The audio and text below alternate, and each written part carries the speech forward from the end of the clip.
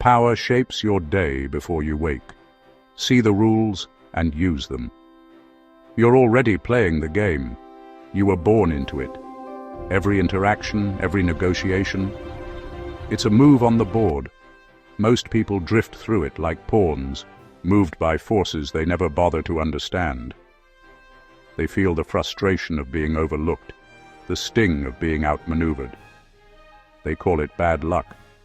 They call it the way things are. But it's the game being played on them. The colleague who gets the promotion isn't always the hardest worker. They're the one who is as the most valuable. The person who commands a room without raising their voice has mastered the economy of attention. These aren't accidents, they are tactics. Someone is playing chess while you are playing checkers, using your pieces against you. Power is the currency of human dynamics. It decides who leads and who follows, who gets respected and who gets used. It's the difference between your ideas being celebrated and your ideas being stolen. Denying its existence doesn't make you immune. It just makes you a target. These rules were never meant to be taught openly. Society has a vested interest in keeping you ignorant, because a population that understands influence is difficult to manage. The system is designed to reward compliance through the subtle application of these very rules. They are the ghost in the machine. But once you see the architecture of power, you can no longer unsee it. The world, which once seemed chaotic, begins to look like a system with levers and buttons, and you realize you have hands. Understanding these rules doesn't mean you have to become a tyrant. It means you finally have a choice, the choice to defend yourself, the choice to advance your own goals. It's about reclaiming your agency. This is not an invitation to darkness. It is a map out of it. This is the key to the cage you didn't even know you were in. This is play or be played. Rule 1. Never show your cards. Imagine you're at a high-stakes poker table.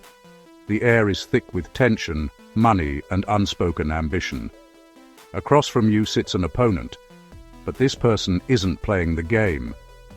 They've laid their cards on the table, face up, for everyone to see, a pair of twos, a weak flush draw, their entire strategy, their hopes, their weaknesses, all exposed under the harsh light. What do you feel in that moment? Is it respect? Fear?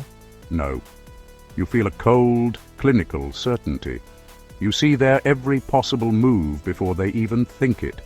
You know exactly how much to bet to break them, exactly when to apply pressure, exactly how to bleed their stack dry, chip by chip.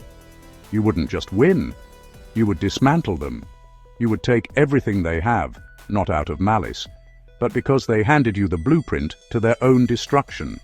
They made it a game of execution, not of strategy. And in a world built on leverage, that's a fatal mistake. Life works the exact same way.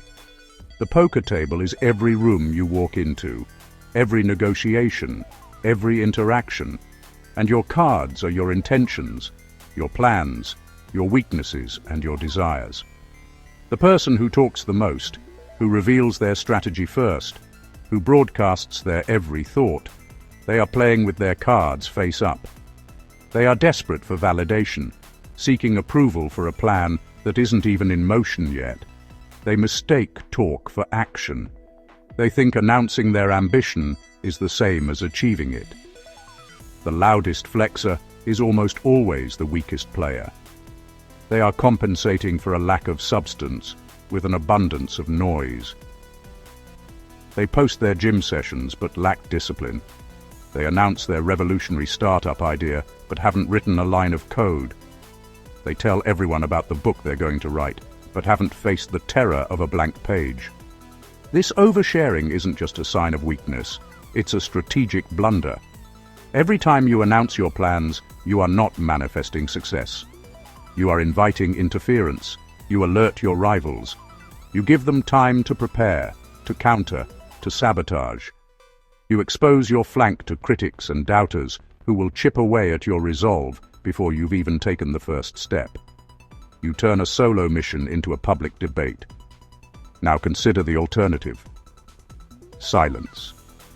Not the silence of inaction, but the silence of focused, deliberate movement. The silence of the predator that doesn't roar before it strikes. The silence of the master craftsman who doesn't display a half-finished piece. When you move in silence, you deny your opponent's information. They don't know what you're thinking. They don't know your next move. Are you bluffing? Are you holding a royal flush? This lack of information is unsettling. It forces them to assume the worst. It makes them second-guess their own position. Silence creates uncertainty. And in the economy of power, uncertainty is a priceless currency. It creates a vacuum that others will fill with their own fears and projections. They will imagine you are more powerful, more brilliant, and more dangerous than you might actually be. Your mystique becomes a weapon. Your unpredictability becomes your armor.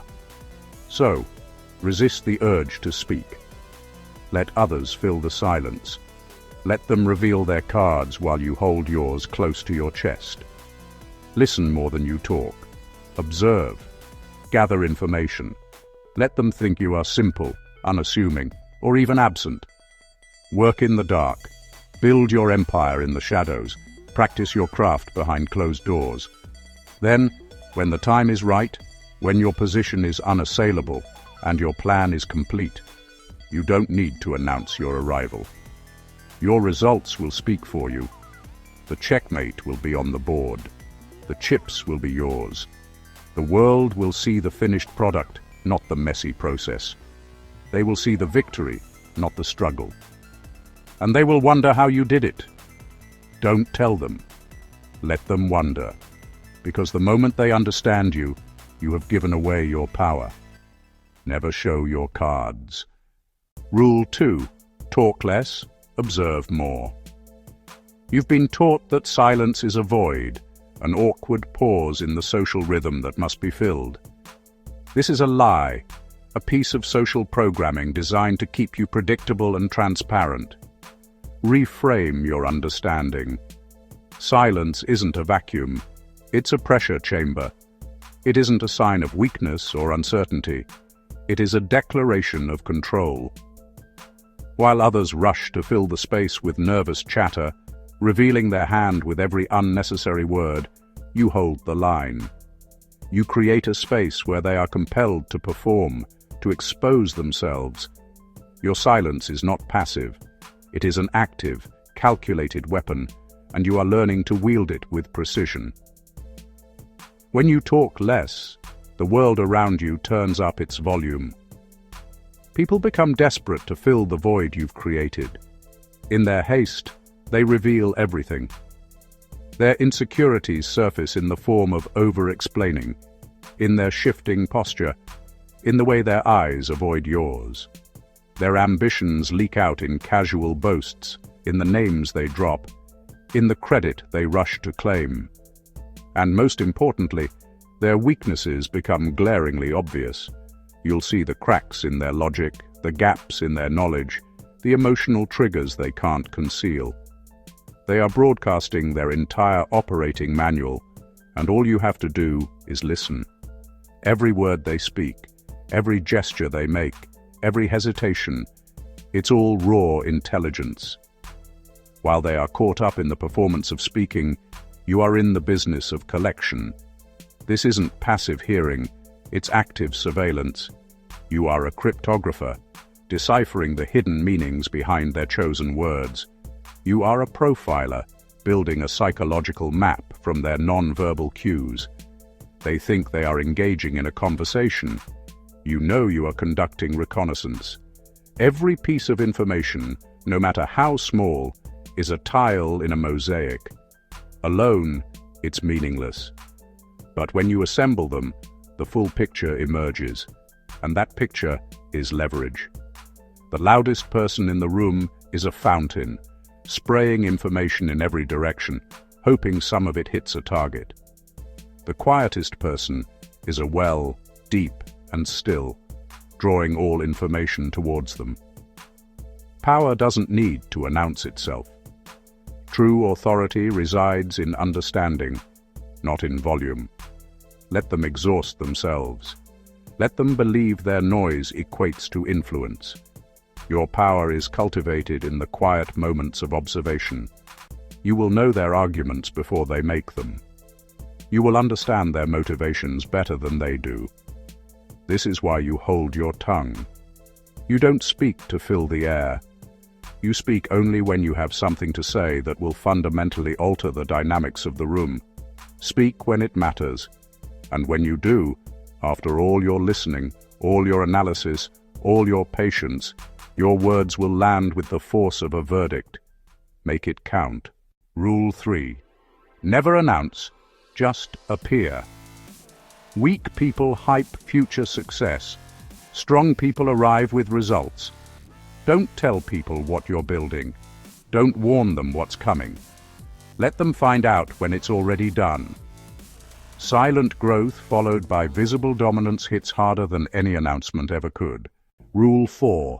Fake weakness, hide strength. Underestimation is a gift. When people think you're average, they stop defending. Let them believe you're harmless. Let them relax. That's when you move. The smartest players never look like the strongest ones until it's too late. Rule 5. Control your response time. An immediate reaction signals neediness, surrendering your power. A delayed response, however, demonstrates deliberate control and commands respect. You're not ignoring them. You are strategically regulating access to your time, your most finite resource. In any exchange, the one who can wait without anxiety always holds the ultimate advantage.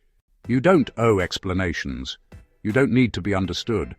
When people can't read you, they can't control you. Power isn't loud. Power is unreadable. Play smart or get played. If this helped, subscribe to the Money Frequency for more power strategies. Next up, Rules 6 to 10. Stay tuned.